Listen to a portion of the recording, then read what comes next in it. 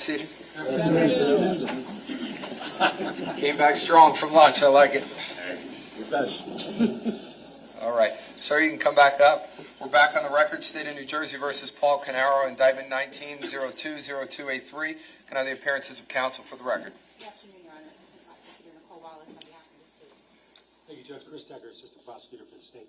Good afternoon, Your Honor. Monica Mastelon on behalf of Mr. Paul Caneiro, Mr. President. Good afternoon, Judge. Andy Murray for Mr. Caneiro. Okay. And good afternoon, Mr. Caneiro. All right. We have our witness back. You ready to go, sir? Yes, sir. All right. Mr. Murray, you continue your cross-examination.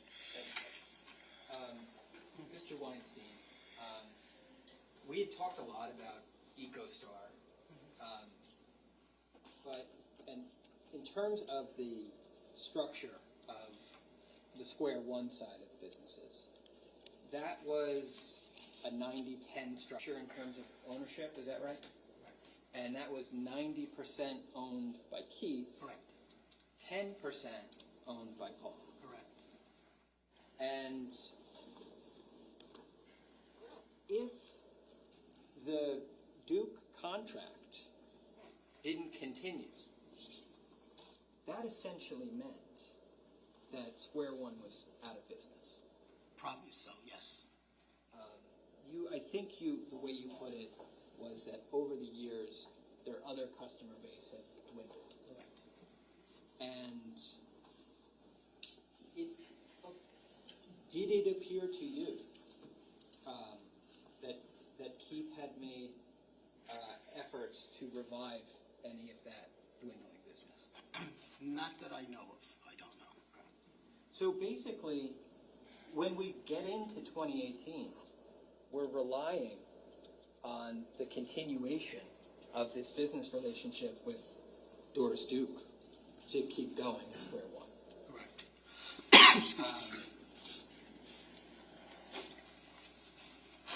You did Keith and Jennifer's taxes for their personal taxes for many years. Yes. You know that Keith had many expenses. He had a very large mortgage payment. He had, at times, a lot of credit card debt. That has nothing to do with the taxes, but yes. He had, at times, debt that he owed to the IRS. Possibly. I don't remember exactly, but yes. Okay.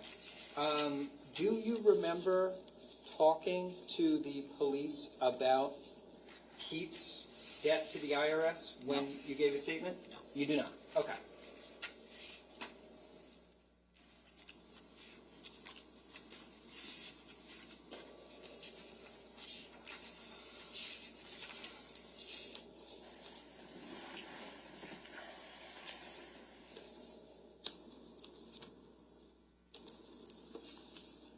So, I'm going to approach Judge. You can. This is, once again, Mr. Weinstein, showing you your statement, which you recognized before, marked as S9. Correct. If you could go to page 7 of that document for me.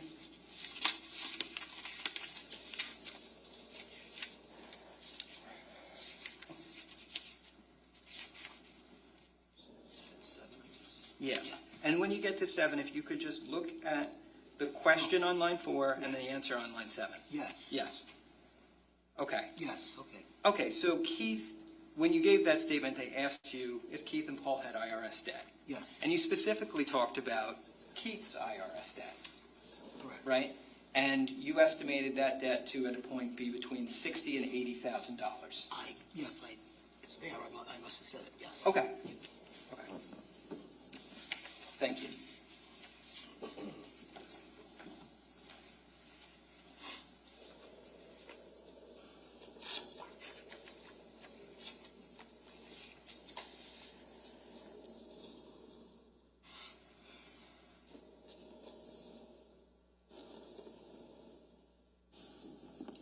Now, Paul had income from sources other than Square One and EcoStar, right? let me rephrase that, because I shouldn't use that word, perhaps. Paul, aside from the income he received from Square One and EcoStar, was also getting money from other sources, such as disability, right? Yes.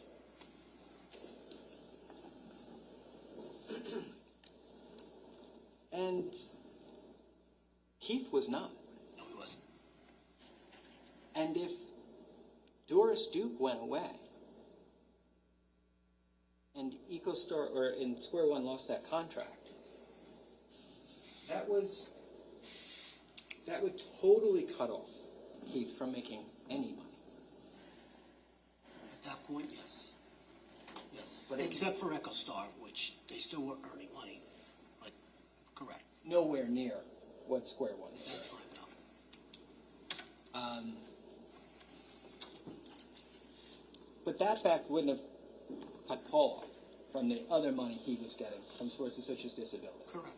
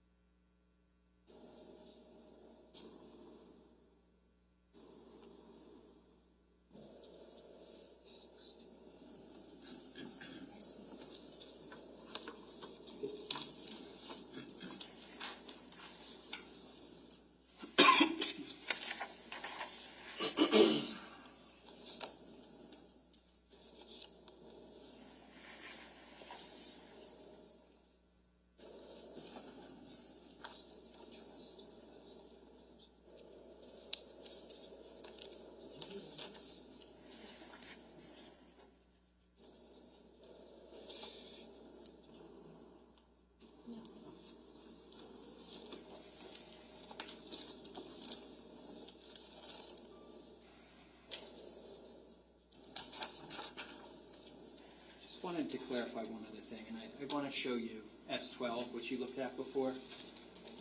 This was the TD Bank, the statement Yes. for the Keith Caneiro Irrevocable Trust. Correct. That you said you would look at periodically. Yes. Okay. When you recognized it before, I'm sure you saw at the top, it does say ATF Keith Caneiro Irrevocable Trust Agreement. Correct. And below that, it also lists a address. Correct. And it lists the address of 15 Willowbrook Road, Colts Neck, New Jersey? Yes. Okay, that was Keith's home. that was Keith's home address, right? So the trust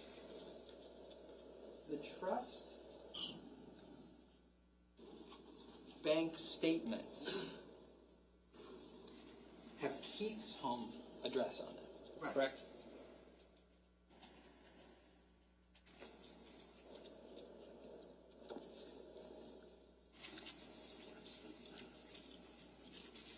And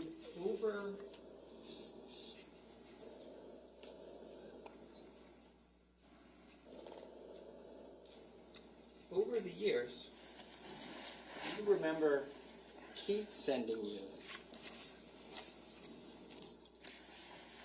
via email trust documents from the trust account. I don't remember. I just remember in more recent years I would get them from Paul. Okay. And remember also earlier on, they would have a statement for me at the office in Woodbridge or Homedale.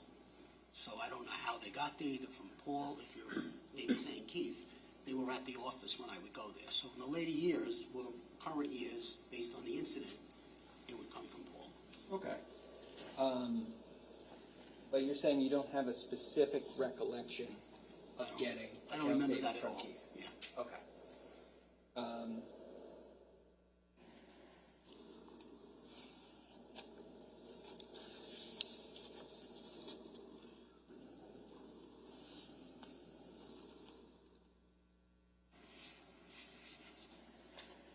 Do you know,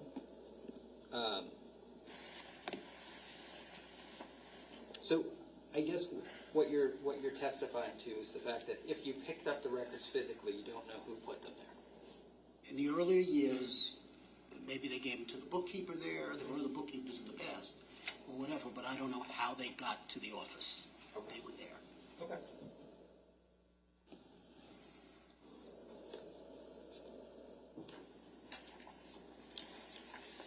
And then,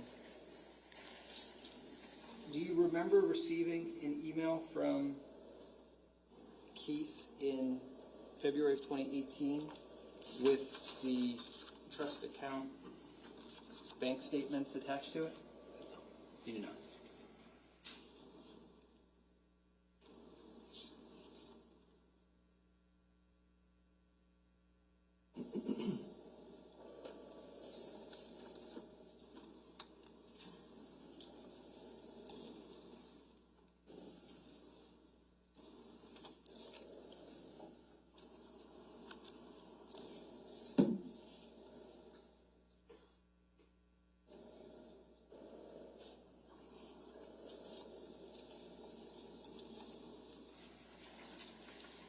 I marked this as D16.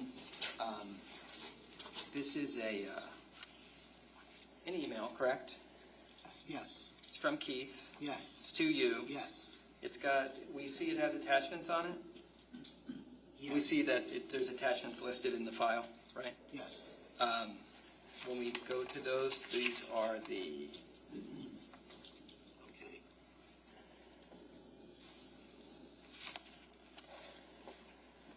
I don't remember. But you don't yes. remember. Okay, that's fine. What's the date of the email? I'm Yep. sorry, Judge. This is February 17, 2018.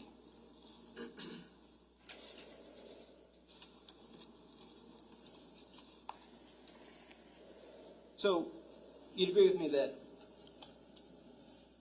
though you may not have a specific recollection, there may well have been times where Keith was sending you the trust account statement. That sense that he did, but I don't remember it. Yes. Okay.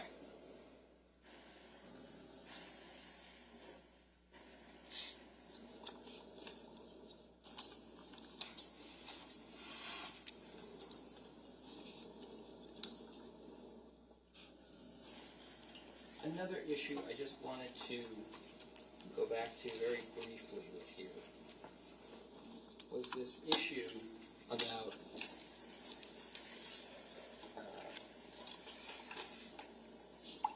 the account ending in 1361, Yes. the closed. That was the J. Martin Systems Inc., right? Right. So I'm going to show you.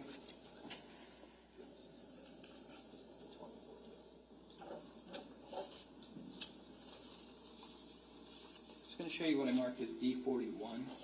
Okay. This is the. Trust account. It's a trust account, and it's for the year 2014. Okay. Okay. Yes. I'm just going to take you to the April section of that Hold statement. on. Can we be heard at sidebar? You can.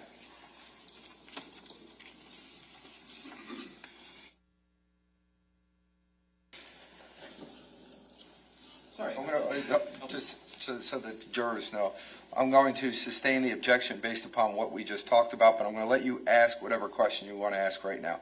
Okay. Thank you, Judge. So, Mr. Weinstein, Yes. redirecting your attention to the April section of the 2014 irrevocable trust account statements. If we look to the date of 4/24, 11,000 went to 1361. right. Thank you. So, in 1361 was the J. Martin operating account. Right. Systems, yes. Systems. Yes. Okay. Thank you.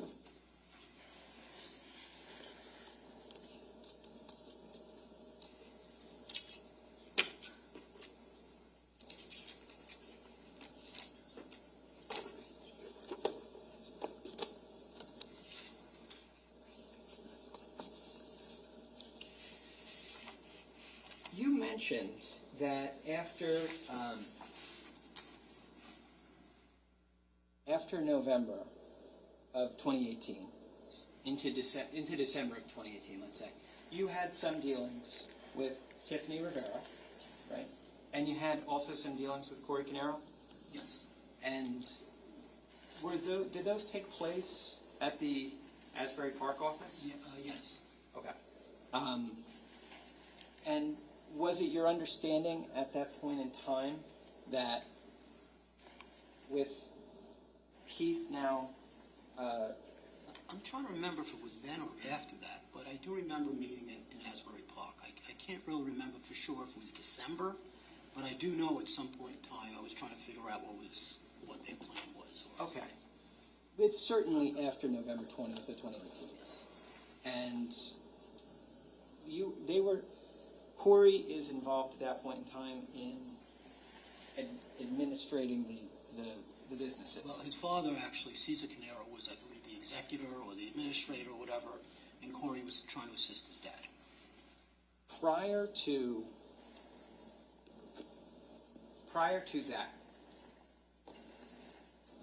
to November 20th of 2018,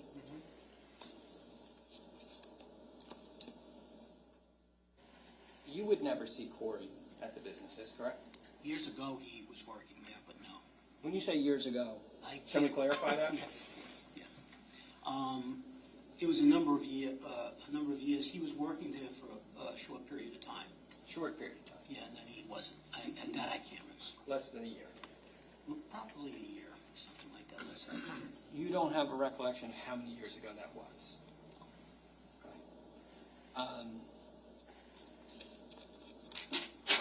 You have a recollection of why he left? No, anything I would have known is hearsay, not happy. That's all I would have known, something like that. You're using the word hearsay to mean something you heard from somebody else? Yeah, like, around the office. I don't really know why he left. Okay. I can't give you a definitive answer. Okay. Can you give me an answer on whether he left because of his own decision or because he left because other people thought he should leave? I have absolutely no idea.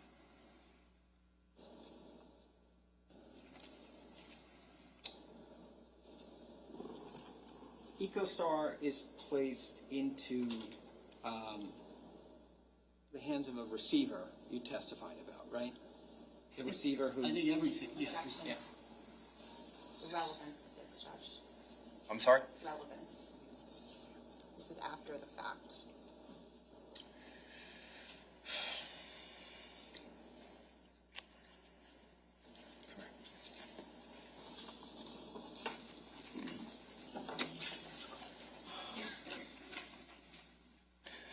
Ladies and gentlemen, I apologize too. There was just an issue that I had to deal with. I have to decide what evidence you hear and what you don't hear, so sorry for the little delay there. Counsel, go ahead. Thank you, Judge.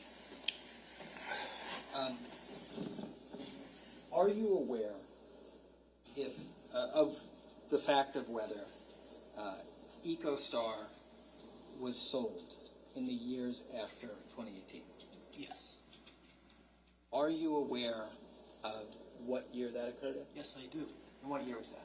I do, because I was home recovering from hip surgery. and Just I- tell us a year, sir. I'm sorry. That's how I remember, though. Okay, And that's I fine. had to speak with the attorneys about that situation, and I think they formalized the deal probably in May or June of 2019, I believe. And do you recall how much it sold for? I don't remember that. In the end, I don't. No. I don't. Do you remember if it was more or less than what you were I talking think about? it was in that area, if anything, but I don't remember. When you say that area, are we talking about Between 750? the 800 area, something like that.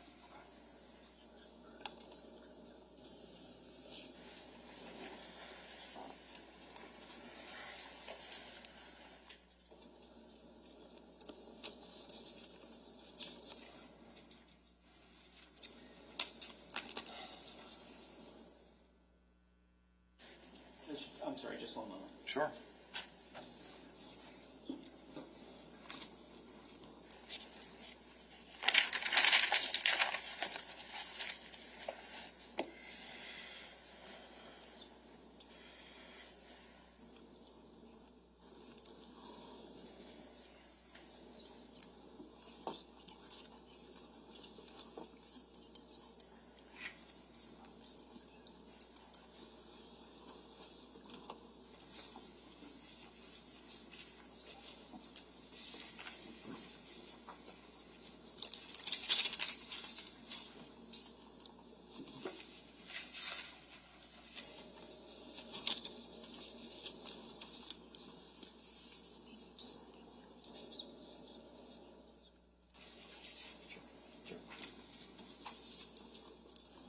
clarification question. When we are talking about officers of these companies, in terms of Square One and in terms of EcoStar, we're talking about just Paul and Keith, right? Correct. There was, during these years, 2010 through 2018, there was no third person. Well, EchoStar at one point was a third officer. But But otherwise, it was Paul and Keith. it was Paul. Correct. Right. There were no other officers. Correct. Okay. I have no further questions. Redirect? Thank you, Judge. Mr. Weinstein, on cross-examination, there was some discussion regarding the fact that the TD Trust account wasn't always sufficiently funded to pay the premiums. Correct. Okay. But when there was money in there from Keith's payroll, where should that money have gone, to your To knowledge? pay the premiums of Canada Life or pay down the loans. Anything, it should have gone to Canada Life. Okay.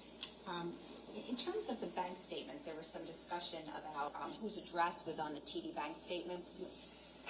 You indicated, I believe, that you would receive them from Paul. Correct. Were there times when you would have to request them multiple times from him? Yes. Can you tell us about that? Well, in the period of time, 18, beginning of 18 and later in 18, I would ask Paul, email Paul for the bank statements. And what would happen? Sometimes it took time, and then he would send me a multiple of them at the same time. Now, there was discussion on cross-examination to the fact you were asked whether Keith was on disability, and you'd said no. Do you recall that? Yes. Okay, and I think you indicated Paul was on disability? Yes. Okay, to your knowledge, would that have prevented him from obtaining outside employment? Yes, it would have. Nothing further. Recross? If any. I don't think so, Judge. Thank you. All right, sir, you can step down. Thank you. Thank you. Call your next witness. Thank you, Judge. The state calls Ronald Artigas.